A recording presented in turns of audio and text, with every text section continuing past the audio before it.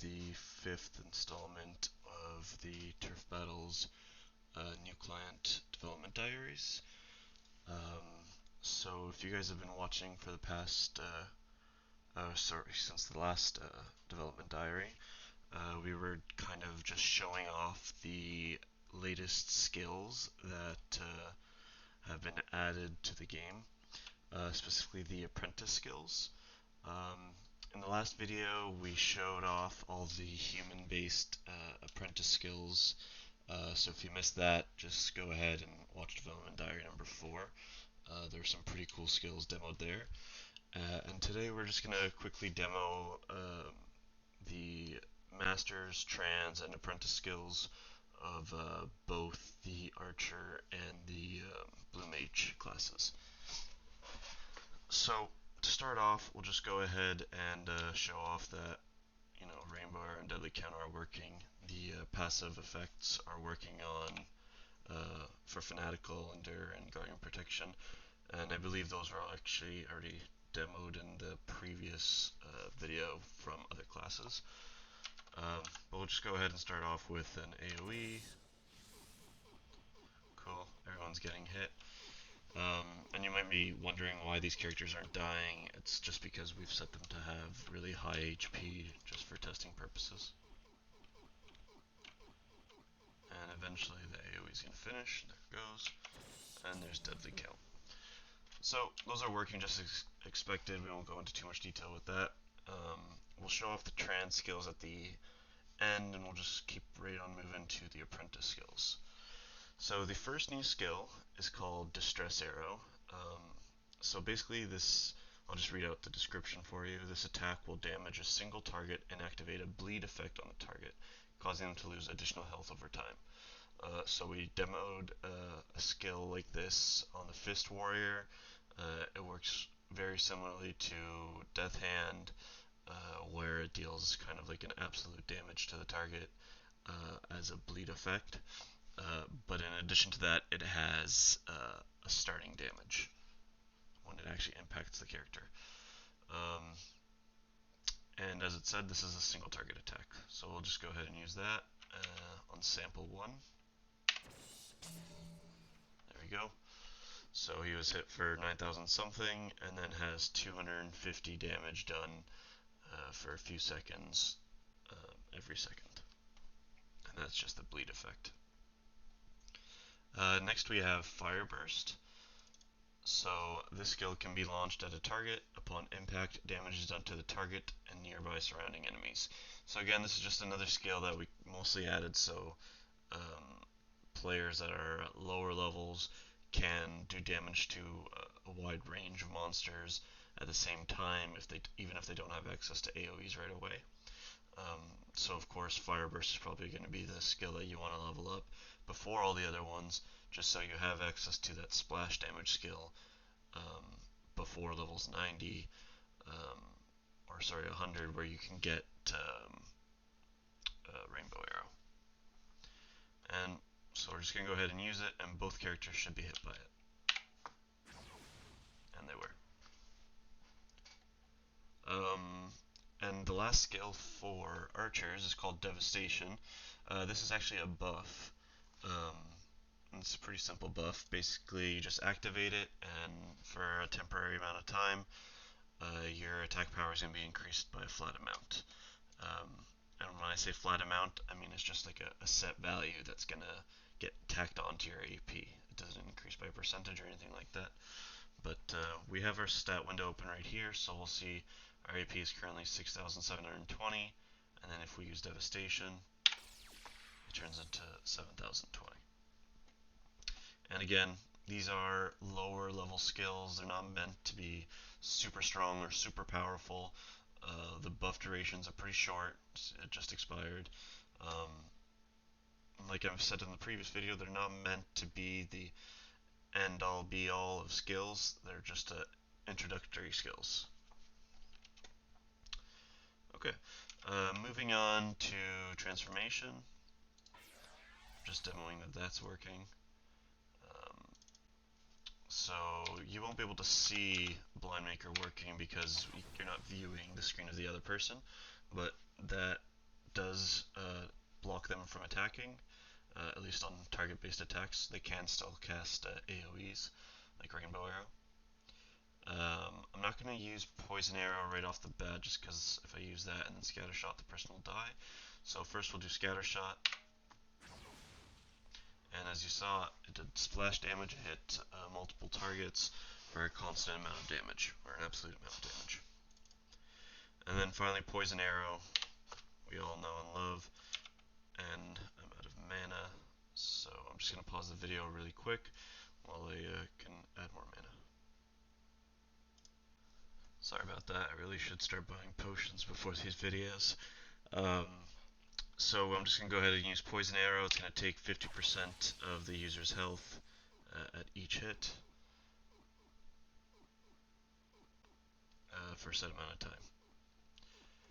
time. Alright, so that was all the Apprentice Skills and Master Skills and Transformation Skills. In the last video I did mention that we were going to try and get a jump start on the new 4th transformation skill. Which we have done for the Nephilims, so for the Blue Mages and Archers. So we'll demo that as well in this video, and then possibly in a future video we'll demo the remaining human transformation skills. So the 4th trans skill for Archers is called Acrobatic. It's a buff that you can activate that's going to drastically increase your dodge rate. It's pretty short-lived because it is set to be fairly strong right now. If you notice, our dodge rate right now is 0%. As soon as I use it, I now have 95% dodge rate. And again, you're seeing this green indicator, meaning it's a very short-lived buff because it is so powerful. These are one of the things that we're going to maybe have to tweak based off of player feedback, just because 95% dodge rate can be extremely high. And then I'm sure a lot of people might even say, well, it is extremely high, but the buff is so short, it's almost not worth using, or something like that. It's something we'll definitely tweak if players have issues or suggestions with it, or for it. And you might be noticing also that the cooldown was pretty quick, so that might be something that we have to change as well.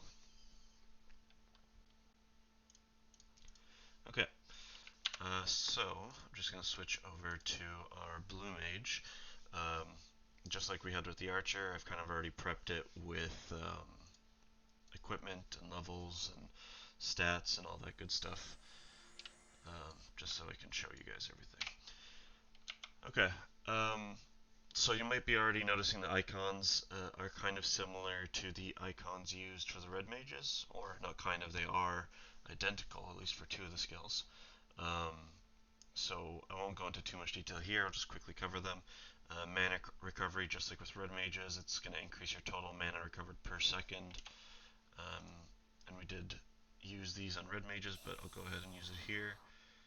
So there's my mana regen, it's 500 because of that buff. Following that, we have mana increase, which just increases our total mana temporarily. Looks like it increased it by 3,000.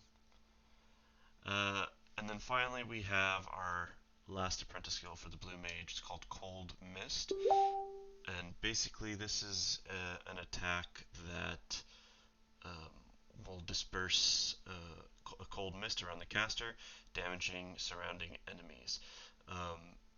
It's not an AoE, it's a splash skill that will only damage players that are around you. So when you use it, you do have to be close to or around your targets.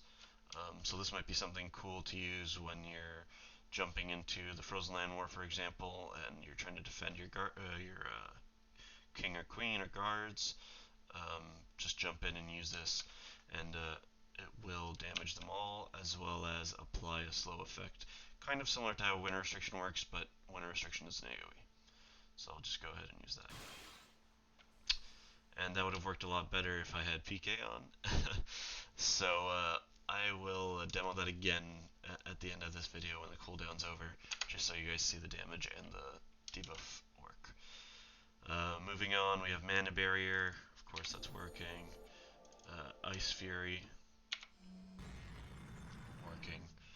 Illusion, Mental Command, and Guardian Protection are all passive effects. They are working as well. You can see that based off of stats. Following that, we have our transformation, but our skill is about done its cooldown, so I'll go ahead and use that right now. So as you see, they were both damaged, and now they both have this paralyze effect added onto them. It's worth noting that all these new debuffs or buffs are brand new. What I mean by that is it's not just a copy of Paralyze. So currently, for example, we could use Paralyze on our targets if I had enough black. But basically, we could use Paralyze on our targets, and currently it would stack with this debuff. We haven't really set any limitations on these buffs right now. That might change in the future, just because once you have certain buffs stacking with each other, it can get very overwhelming for players, especially with a slow effect debuff. So if you paralyze someone, then use this, and then use whatever other slow effect you have in your arsenal, it could lead to the person being barely able to walk, and nobody likes that. Moving on to trans skills. We have Mana Rebirth. And you'll notice that the effects are actually switched for the mana pool here.